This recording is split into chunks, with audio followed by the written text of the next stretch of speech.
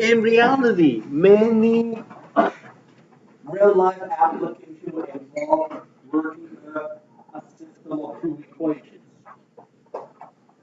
In example number 2 here, I have two swimming pools. And you want to drain the water from the swimming pool at the same time. The first swimming pool has more water in it, and it drains at a faster pace. Starting with this much water, 1 minute later, the volume is to drop by 25 liter. This is your rate. 2 minutes later, it is going to drop for another 25. 3 minutes later, it is going to drop for another 25. Eventually, you have a line going this way. This is the first swimming pool. Second swimming pool consists of less water in it, and it is going to drain at a slower rate, 10 liter per minute. Less volume, 10 minute, 10 liter, 10 liter, 10 liter, 10 liter, and somehow these two lines are the intersect at a point in the middle. By modeling the volume in terms of time, I don't like this. Interpret the solution. The solution to your system.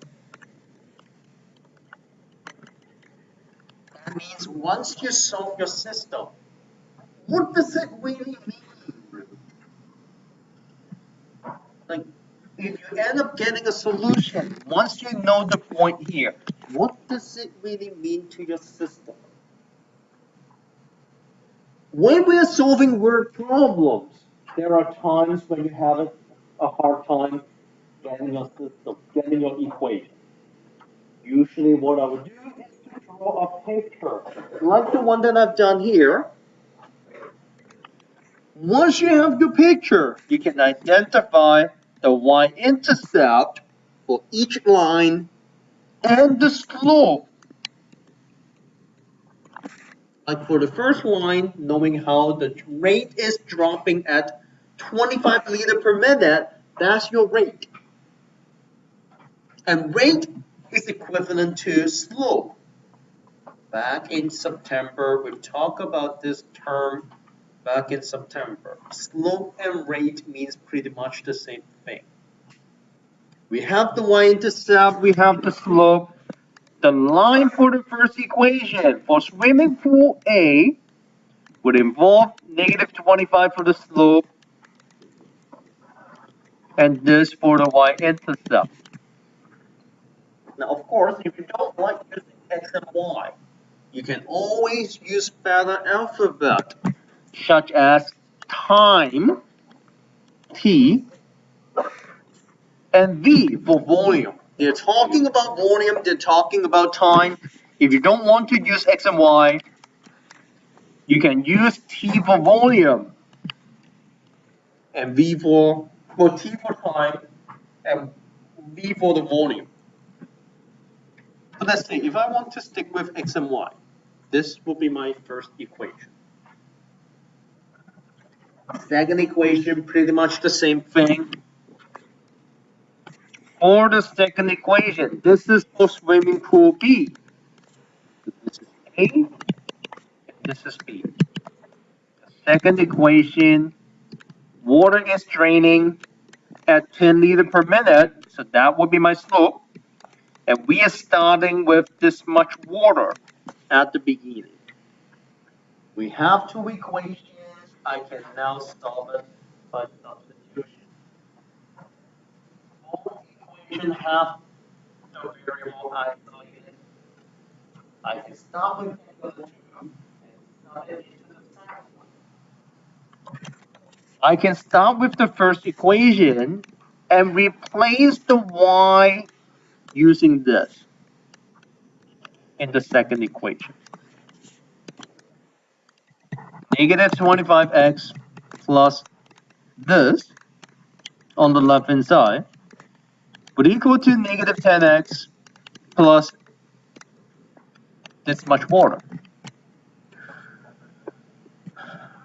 Solving for x, group the like terms together.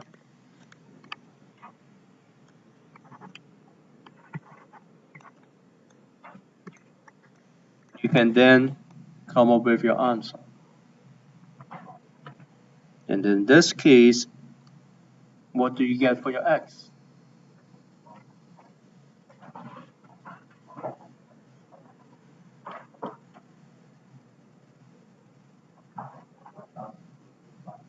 $1,285. Thank you. And what does it represent? Hour? Minute? Minute.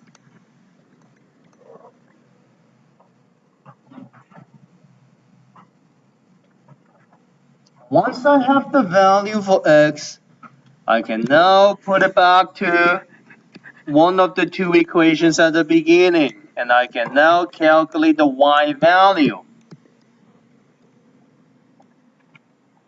I don't have to use the first equation. I can put this number back to the second equation instead. It is going to give me the same result. So I can use this equation, or let's say if I prefer, I can put this number back to the second equation. Negative 10 times x plus this. Both of them will give us the same answer. And what do you get?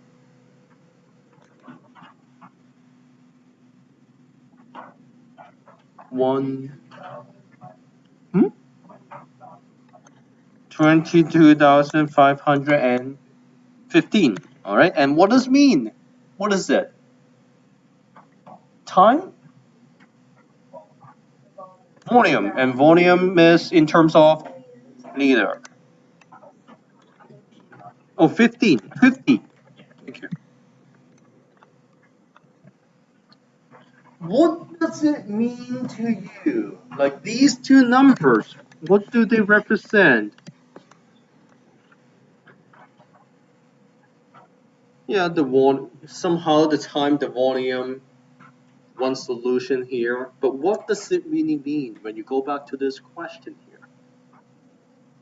After 1,285 minutes, they will have that much volume. They will have that much volume. After 1,285 minutes, well, technically you can divide it by 60, turning into hours. After this much time, both swimming pool will have the same amount of water in it. Does it mean anything to me? Probably not. I don't care how much water I'm getting in both swimming pool. I just want to drink all the water, right? So an example like this, you may not see why we are learning this. But let me give you a better example that is happening today. Let's say the World Health Organization came up with two different methods to kill the Zika virus in Brazil. Okay? Right now, the mosquito is spreading virus. One method will cost you this much money to kickstart the program. You want to run this program. You want to kill those viruses. You need to spend this much money to kill the virus, and you can kill it faster than the other method. You can make 25 people healthier each day. Second method, it costs you less money, but you can only cure 10 people per day. Which method do you want to use? Or at the end, it really depends on how fast do you want to control the epidemic. Like if you are okay to spend this much day to kill the virus, let's say if those are in terms of day, after 1,285 days, you end up getting both results by then. Like you probably don't want to wait 3 or 4 years to get rid of the virus, right? You want to get rid of it immediately. And you probably want to spend more money, kill the virus as soon as possible so that everyone will be safe again. So there are times you get to compare the two methods or the two equations in the system. Bring them together, solve your problem, and this is how we see linear system used.